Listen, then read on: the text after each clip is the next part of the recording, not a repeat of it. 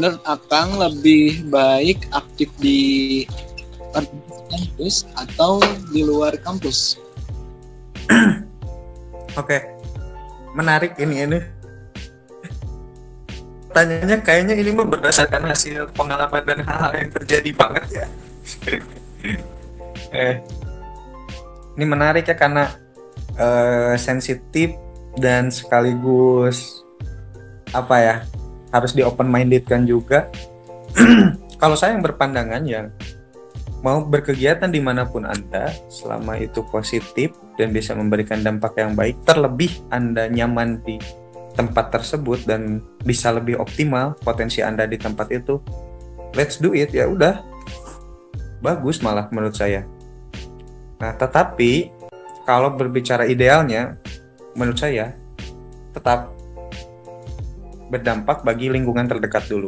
Kalau Anda hidup di kampus, berarti ya lakukan yang optimal dulu di kampus. Setelah itu baru Anda boleh beranjak ke luar kampus. Tapi kan kembali lagi kepada pilihannya. Karena keidealan seseorang kan masing-masing berbeda.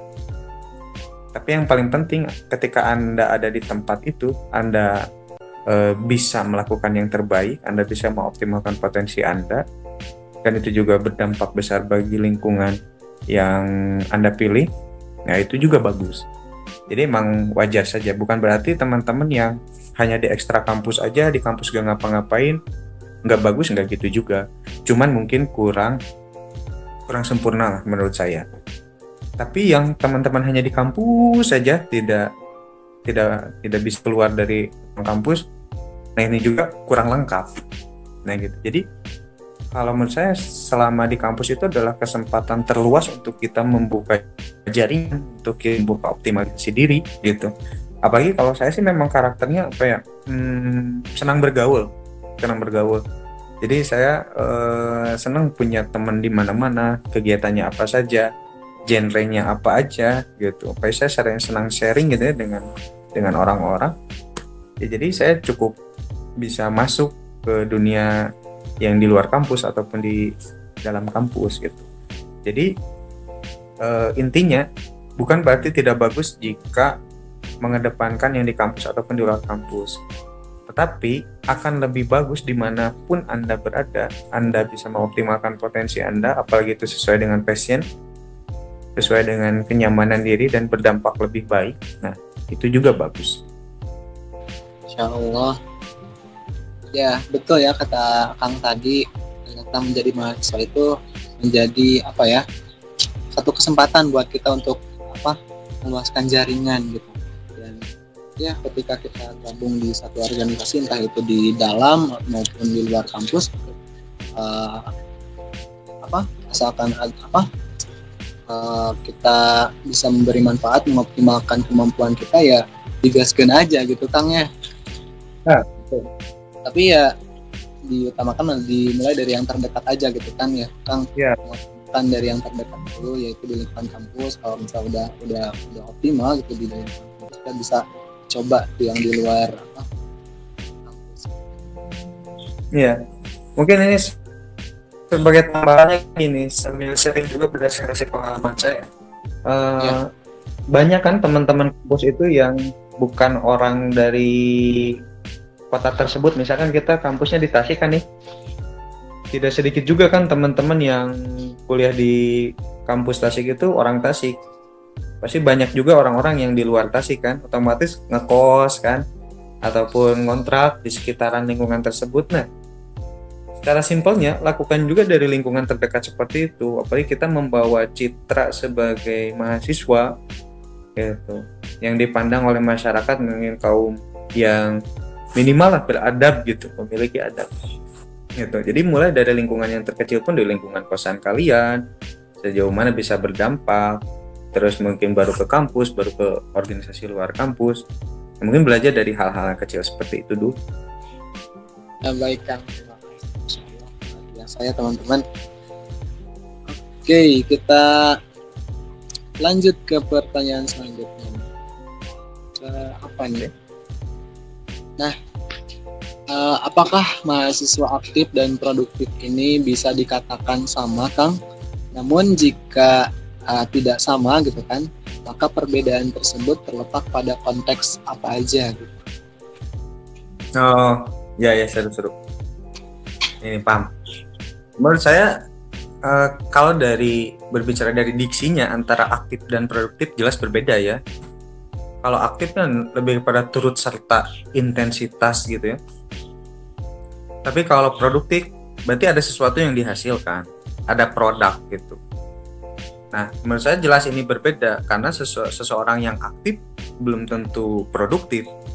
Tapi ketika seseorang yang produktif pasti dia intens, aktif gitu, intens dalam melakukan hal-hal yang membuat dia berproduksi gitu, dalam artian membuat sesuatu hal. Nah, itu tadi yang tadi saya bilang dari awal, tidak sedikit teman-teman dari mahasiswa itu yang aktif tuh hanya ikut-ikutan.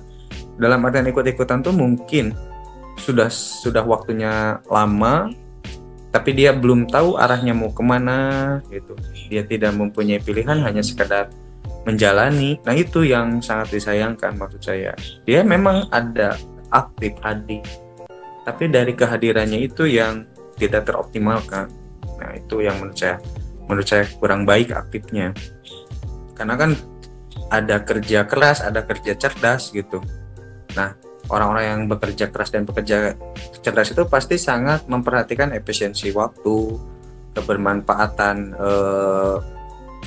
potensinya gitu. Yang pasti antara mahasiswa yang aktif dan mahasiswa yang produktif itu jelas sesuatu yang berbeda. Nah, konteksnya tadi dalam apa? Dalam berbagai hal tidak terukur. Ada mungkin mahasiswa itu yang produktif menghasilkan hal-hal yang berkaitan dengan akademik, ada yang berkaitan dengan non akademik. Nah, itu tidak bisa diukur secara pasti kalau menurut saya. Yang jelas kalau dikatakan seseorang produktif itu ada hasil yang dia tonjolkan. Ya teman-teman, antara aktif dan produktif itu berbeda ya. Dan ya alangkah baiknya juga gitu kan, ketika kita aktif kita juga harus produktif gitu. Oke, terakhir nih Kang, pertanyaan terakhir, kepada siapakah dan dalam bentuk apakah serta sampai kapan pengabdian yang harus kita lakukan sebagai seorang penerima bantuan bidik misi maupun KIP kuliah? Oke. Ini ya, karena terkadang kita lupa kita harus ngapain gitu setelah mengemban amanah ini. Sebenarnya simpel yang saya pahami sejauh ini dari bidik misi ini adalah mencerdaskan kehidupan bangsa ya. Selain itu kan memutus mata rantai kemiskinan, membantu mengoptimalkan mahasiswa-mahasiswa yang kurang mampu secara finansial tapi mampu secara akademik. Nah, pengabdiannya harus kepada siapa? Apakah langsung kepada negara? Tidak, karena negara pun tidak mematok harus kita mengabdi seperti apa dan semacamnya. Itu adalah hasil dari bentuk pemikiran kita. Yang jelas, saya sih pasti melihatnya dari satuan terkecil itu. Pengabdiannya kepada siapa? Yang pertama, ya pasti kepada diri sendiri. Ya, kita bisa melakukan hal apa dengan potensi yang kita miliki, dengan amanah yang diemban ini. Selanjutnya, memutus mata rantai kemiskinan, berarti di pundak kita tertambat bahwa ada beban ekonomi keluarga yang harus kita putus mata rantai kemiskinan tersebut. Nah, artinya pengabdian kepada keluarga gitu ya, bahwa kita setelah selesai dari mahasiswa bidik misi ini, setelah lepas statusnya dari mahasiswa bidik misi, kita harus bisa mandiri gitu, berorientasi kepada ekonomi keluarga juga gitu, membantu gitu, karena kita sudah dididik, sudah dibina, sudah diberikan amanah untuk diberikan kesempatan bisa membantu ekonomi keluarga. Nah, selanjutnya itu kepada siapa lagi kita pengabdiannya? Ya kepada lingkungan kita terkecil di sana, lingkungan tempat tinggal kita, di kampus gitu, ataupun di luar ketika pulang gitu. Nah, jadi jangan berpikir yang terlalu tinggi-tinggi kita bisa apa untuk negara ini gitu.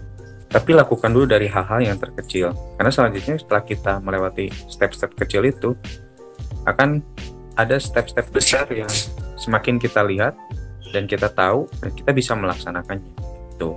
Dan terus sampai kapan? forever. Selamanya gitu. Karena apa yang telah kita dapatkan dan sampai saat ini itu adalah suatu hal yang tidak akan pernah bisa kita lupakan, karena itu sangat membantu kehidupan kita dengan bisa kita berkuliah secara gratis, dengan kita bisa mengenal berbagai lingkungan, kita bisa mengoptimalkan potensi diri. Itu adalah berkat dan jasa dari bidik misi. Nah, cara timbal baliknya, cara balas budinya, ya kita terus konsisten dengan apa yang kita lakukan, apa yang kita perbuat, suatu hal-hal yang positif gitu. Jadi apapun Anda, berprofesi seperti apapun Anda setelah Anda kuliah, selama itu melakukan hal yang positif dan optimal ketika dilakukannya gitu, itu yang lebih baik menurut saya.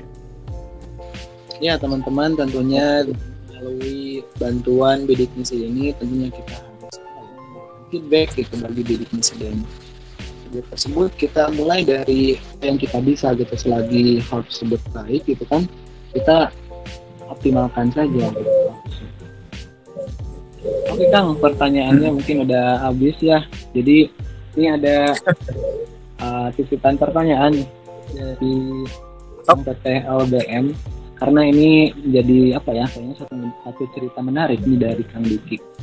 Boleh deh Kang, Kang Diki sharing nih pas menjabat menjadi ketua di LBM, mulai dari merintis struktur organisasi di awal itu seperti apa? Enggak Kang, boleh sharing-sharing karena dari beberapa pengurus maupun anggota ya belum sejarah dari LBM ini, khususnya pada periode Kang Diki gitu. Oke. Ini insya Allah ya, kalau momen-momennya tepat nih ya. Saya sih kurang in time ya gitu. Tapi insya Allah beberapa ingat. Jadi dulu tuh LBM ini tuh semacam komunitas terbatas di kampus itu. Dimulai waktu sekitar 2014 kalau nggak salah. 2014 LBM bidik misi itu ada di kampus Tasik, dan itu pun hanya beberapa orang yang mendapatkannya. Seiring berjalannya waktu, semakin bertambah yang mendapatkannya, dan salah satu puncaknya itu ketika tahun 2016. Waktu itu tuh ada kepengurusan membentuk yang namanya Lingkar Bidik Misi, dan itu diusung oleh para kakak tingkat Akang sebelumnya, tetapi belum memiliki regulasi yang pasti. Nah, yang dimaksudkan regulasi yang pasti itu tidak ada ADART, tidak ada kepengurusan yang jelas tertulis secara struktural, dan tidak ada program kegiatan apa-apa. Nah, ketika itu pada tahun itu berembuklah para penerima bidik misi yang dari angkatan 2014 itu menentukan kita mau di gimana ini gitu.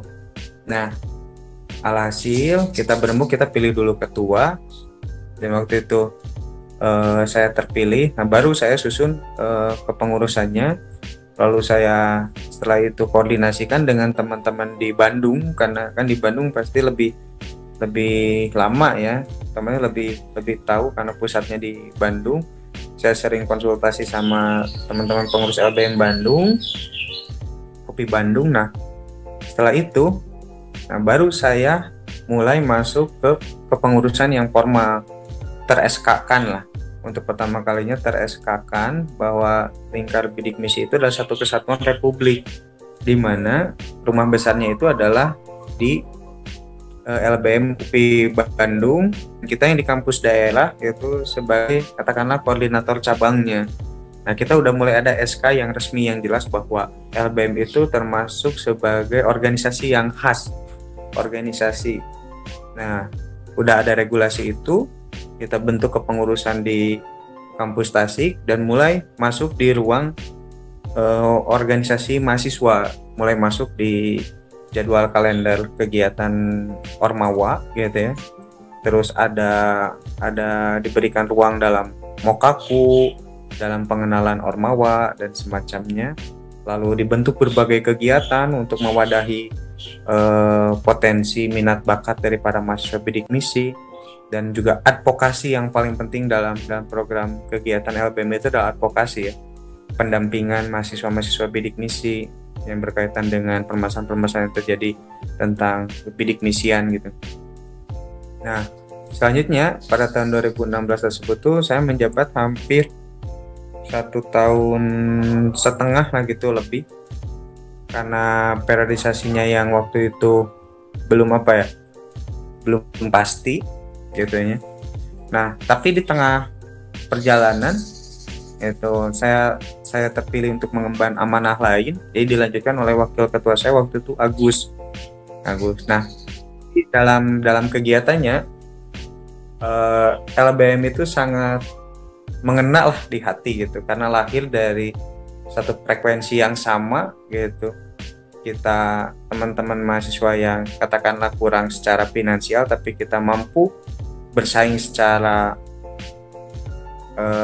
intelektual atau non akademik gitu, karena di teman-teman pengurus LBM itu menjadi ketua organisasi yang lain, ada juga yang mahasiswa berprestasi gitu, ada juga yang mendapatkan prestasi-prestasi lainnya kayak PKM dan semacamnya. Itu menjadi suatu hal yang menjadi kekuatan lah bagi kami. Nah, berbagai kegiatan kita susun seperti iuran aktif dari mahasiswa bidik misi, yang mana ketika cair kita adakan iuran untuk dioptimalkan sebagai dana abadi. Jadi dana abadi itu digunakan untuk membantu teman-teman mahasiswa bidik misi sebagai dana talang ataupun bantuan ketika musibah gitu. Nah, selanjutnya kita mengadakan kegiatan motivasi untuk teman-teman bidik misi. Terus kita pun mengadakan bantuan-bantuan gitu, ikut serta bersama organisasi lain gitu. Jadi memang cukup aktif kegiatan waktu zaman akang gitu. Terus yang uniknya juga tercipta Mars LBM ya gitu. Bukan Mars gitu ya, atau apa ya, jingle LBM gitu ya. Teman-teman barangkali sudah mendengarkan atau pernah mendengarkan gitu, sebagai salah satu bentuk perpisahan saya dulu sebelum saya beralih kepemimpinan yang lain. Saya ciptakan jingle tersebut gitu. Nah, selain itu, uniknya di kepengurusan saya itu yang angkatan tuanya cuma beberapa orang, cuma saya dan mungkin beberapa teman yang lainnya.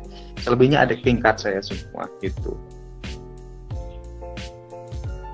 Itu yang jelas di LBM itu kami merasakan kekeluargaan yang sangat erat, seperti tidak ada batas, karena kita bekerja tanpa ingin imbalan, tanpa ingin pujian atau apapun itu. Yang jelas karena kita memiliki satu frekuensi yang sama, itu yang membuat kami merasa nyaman di rumah LBM. Bahkan sampai sekarang ini saya merasa LBM itu sudah ada di sisi hati yang ya paling dalam lah. Bukan lebay ya. Jadi kalau kumpul lagi sama teman-teman LBM tuh kayak kita tuh pernah berjuang, kita pernah isak tangis, kita pernah berkeringat. Apalagi kalau kita ada yang berkaitan dengan advokasi yang mendampingi mahasiswa yang bermasalah dalam pembayaran, nggak bisa bayar, ataupun nggak ada buat biaya kosan, kan kita pun survei ke tempat-tempat pengganti beasiswa bidik misi. Kalau ada teman-teman bidik misi yang keluar atau pindah ataupun tidak bisa melanjutkan bidik misi, otomatis kita diberikan kewenangan untuk mencari penggantinya. Kita yang melakukan seleksi, kita yang survei ke tempatnya, bahkan ada yang pernah sangat jauh, kita hampir ke daerah Karangtaulan, itu di daerah Tasik gitu. Tasik ujung dunia itu kalau nggak salah, sampai peran ke sana untuk lihat situasi kondisi rumahnya secara langsung, kehidupannya di sana seperti apa. Banyak hal yang terlewati secara sukarela gitu. Dan kalaupun mengenang itu pun cukup membuat susah move on ya teman-temannya. Ya, alhamdulillah mempunyai, yang jelas teman-teman di LBM ini tuh memiliki rasa kekeluargaan yang sangat erat. Mungkin kurang lebih seperti itu ya Kang perjalanan Kang selama di LBM gitu ya. Dan gitu ya, luar biasa sekali di LBM ini. Dan ya seperti yang saya rasakan sama hanya seperti yang Kang Diki sampaikan tadi, bahwa LBM itu benar-benar menjadi rumah gitu bagi saya mahasiswa bidik misi. Dan ya betul, kalau di dalam rumah itu ya pasti ada keluarga ya, dan ya saya merasa LBM itu saya mempunyai satu ikatan khusus, satu ikatan yang spesial di dalamnya, karena dan saya merasa nyaman gitu di dalamnya gitu. Maka ketika tugas atau apapun itu rasa enjoy aja gitu selama ada di LBM. Jadi pesannya buat anak-anak yang mahasiswa yang bidik misi, yang jelas optimalkan kesempatan ya, manfaatkan kesempatan ini, emban amanah ini sebaik-baiknya. Apa? Dengan cara berorientasi pada pengoptimalan diri baik secara akademik maupun non akademik. Gitu. Harus ingatlah simpelnya, kita punya hutang, kita harus bayar, itu aja simpelnya. Entah itu hutang budi, entah hutang materi, terus apa yang bisa kita lakukan untuk membayarnya, nah itu yang dioptimalkan itu. Dan terakhir untuk teman-teman pengurus LBM, ini salah satu impian saya belum bisa terrealisasi, salah satunya dulu dari dana abadi yang ada di teman-teman mahasiswa bidik misi. Nah, jadi saya saran, entah ini dalam situasi kondisi ini tepat atau tidak ya, berkaitan dengan pandemi tidak ada tatap muka ataupun kegiatan, jika mungkin suatu waktu kondisinya pulih, coba satu frekuensikan seluruh teman-teman bidik misi, coba cari satu tujuan bersama ketika dalam perkumpulan itu, kita ke depan mau seperti apa, kita mau ngapain aja gitu ya. Terus kumpulkan iuran aktif dana dari teman-teman mahasiswa bidik misi tiap cair semester itu berapa, misalkan kumpulkan, lalu bentuk semacam program di dalamnya yang teman-teman semua bidik misi itu tuh bisa merasakan dampaknya atau bisa merasakan manfaatnya. Contoh, misalkan ciptakan warung bidik misi itu sebagai kebutuhan untuk teman-teman khusus yang mahasiswa bidik itu, ataupun dana itu akan digunakan untuk teman-teman yang mengalami musibah, mengalami misalkan macet dalam pembayaran apapun itu gitu, selama dia ada ini, ataupun menjadi dana pinjaman, dijelaskan regulasi dan semacamnya. Karena sayangnya itu teman-teman bidik misi itu kan hampir banyak ya, hampir dari 40% mahasiswa di kampus kita itu waktu zaman akang itu penerima bidik misi, dan ini bisa sangat mengoptimalkan. Kalaupun misalnya semuanya sadar, semuanya satu frekuensi, ya memang kita tidak bisa menuntut semuanya satu frekuensi, tapi sebanyak-banyaknya lah gitu ya. Bisa satu frekuensi ini bisa optimal, bahkan bisa lebih besar dari organisasi yang di BEM ataupun di organisasi-organisasi lainnya gitu. Karena sifatnya kita kekeluargaan, kita punya kebijakan tersendiri, tidak bisa disentuh oleh organisasi lain dan semacamnya. Nah, ini menjadi kesempatan bagi teman-teman pengurus LBM bisa lebih mengoptimalkan berbagai kegiatan. Nah, jadi rasa kekeluargaan yang sudah tertanam di pengurus LBM ini tuh lebih diarahkan program nyata pada program-program yang lebih pasti gitu dirasakan oleh mahasiswa bidik misinya itu sendiri. Nah, jadi orientasi teman-teman pengurus LBM itu ditajamkan kepada teman-teman penerima bidik misi itu harus seperti apa nih kita. Ya baik Kang, terima kasih, Masya Allah, luar biasa Kang. Ya terkait itu ya Kang, untuk dana abadi atau ya, Nah, di LBM Tasik sekarang tuh udah ada ya yang namanya iuran eh, per mahasiswa bidik misi itu 30.000 per semester, dan untuk bayarnya itu di kalau maksudnya bisa kalikan gitu kan. Untuk 4 tahun itu 240.000 per orang gitu. Jadi dibayarnya sekaligus gitu kan di pas pertama kali pensalinan gitu. Jadi nah, untuk dana itu kita gunakan untuk berbagai macam entah itu ada yang mengalami musibah atau apapun itu, ada mahasiswa bidik misi yang mengikuti lomba atau ikutan dana gitu kan, mahasiswa bidik misi bisa meminjam dana tersebut. Nah, oke Kang, ini terakhir banget nih, ini mah closing statement aja dulu deh dari Akang terkait topik menjadi mahasiswa aktif. Sebagai penutup, saya tidak akan memberikan kiat-kiat untuk menjadi mahasiswa aktif seperti apa. Yang jelas PR yang paling pertama adalah kenali diri sendiri, ya, cari tahu passion kalian di mana. Selanjutnya kenali lingkungan dan optimalkan potensi diri, lakukan yang terbaik gitu. Apapun hasil yang didapatkan, kita optimalkan dari usahanya dulu. Untuk hasil kita serahkan, apapun hasilnya, yang jelas yang bisa kita lakukan adalah bekerja keras dan bekerja cerdas. Ya Allah, luar biasa ya teman-teman. Oke, kita udah ada di penghujung konten kali ini, dan ya intinya Kang Diki tadi, pertama untuk menjadi mahasiswa aktif itu yang terpenting kita harus mengenali diri kita sendiri, menemukan passion kita, mengenali lingkungan, dan ya lakukan yang terbaik di setiap kegiatan.